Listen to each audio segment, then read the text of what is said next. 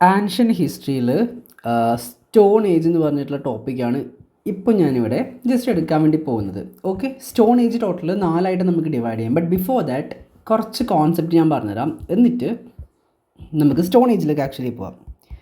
Just give me some time. Okay, fine.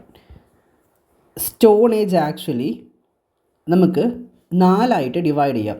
1, 2, 3, 4. Number 1 old stone age. Number 2 middle stone age. Number 3 new stone age. And finally copper stone age. Stone age അപ്പോൾ നമുക്ക് 4ആയിട്ട് divide ചെയ്യാം. Old stone age, middle stone age, new stone age and copper stone age. ഇതിൽ old stone age എന്ന് വെച്ചാൽ palaeolithic age ആണ്. Palaeolithic age. Palaeo എന്ന് വെച്ചാൽ ഓൾഡ് എന്നർത്ഥം, ലിത്തിക് എന്ന് വെച്ചാൽ സ്റ്റോൺ എന്നർത്ഥം. അപ്പോൾ palaeolithic old stone age. Middle stone age. Middle എന്ന് വെച്ചാൽ മീസോ എന്ന് നമുക്ക് പറയാം. ഓക്കെ, മീസോ എന്ന് വെച്ചാൽ മിഡിൽ എന്നാണ്. മിഡിൽ എന്ന് വെച്ചാൽ നമുക്ക് മീസോ എന്ന് പറയാം. Middle stone age, meso lithic age. ഇവിടെ ലിത്തിക് എന്ന് ഉദ്ദേശിക്കുന്നത് സ്റ്റോൺ എന്നാണ് ആക്ച്വലി. ഓക്കെ, എല്ലാ സ്ഥലത്തും ലിത്തിക് എന്ന് ഉദ്ദേശിക്കുന്നത് എന്താ? എല്ലാ സ്ഥലത്തും ലിത്തിക് എന്ന് ഉദ്ദേശിക്കുന്നത് സ്റ്റോൺ എന്നാണ്. ഓക്കെ, അപ്പോൾ ലിത്തിക് ഏജ് എന്ന് വെച്ചാൽ സ്റ്റോൺ ഏജ് എന്നാണ്. കോപ്പറിന് നമ്മൾ ചാൽക്കോ എന്ന് ഇവിടെ പറയും. അപ്പോൾ ചാൽക്കോ ലിത്തിക് ഏജ്. ന്യൂ സ്റ്റോൺ ഏജിന് നമ്മൾ നിയോലിത്തിക് ഏജ് എന്ന് പറയും. അപ്പോൾ സ്റ്റോൺ ഏജ് ആക്ച്വലി 4ആയിട്ട് ഡിവൈഡ് ചെയ്യാം. Old, middle, new and copper stone age. അടുത്തത് 3 കോൺസെപ്റ്റ്. പ്രീ ഹിസ്റ്റോറിക് എറ,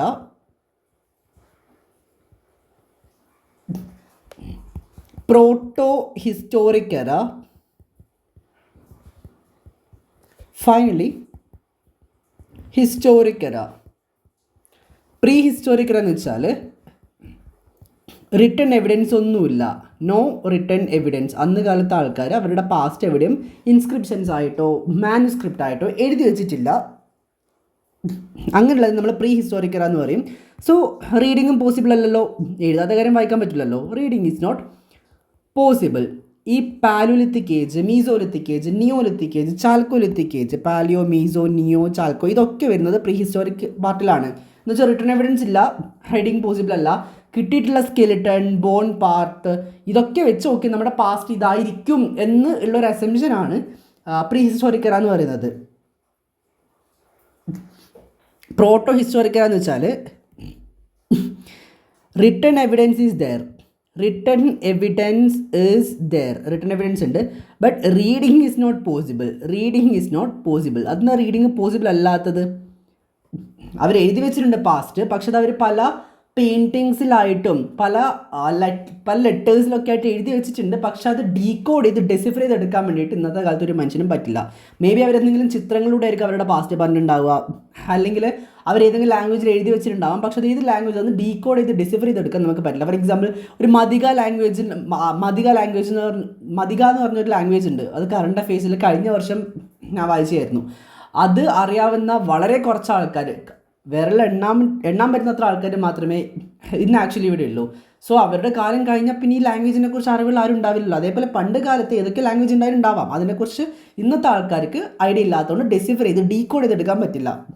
ഓക്കെ, ഹിസ്റ്റോറിക് എറ എന്ന് പറയുന്നത് written evidence is there, reading is possible. എഴുതി വെച്ച language may be Sanskrit, Tamil, Prakrit, decipher ചെയ്തെടുക്കാൻ പറ്റുന്ന ലാംഗ്വേജിലാണ് എഴുതി വെച്ചിട്ടുള്ളത്. ഡെസിഫർ ചെയ്തെടുക്കാൻ നമ്മളെ കൊണ്ട് പറ്റുന്നുണ്ട്.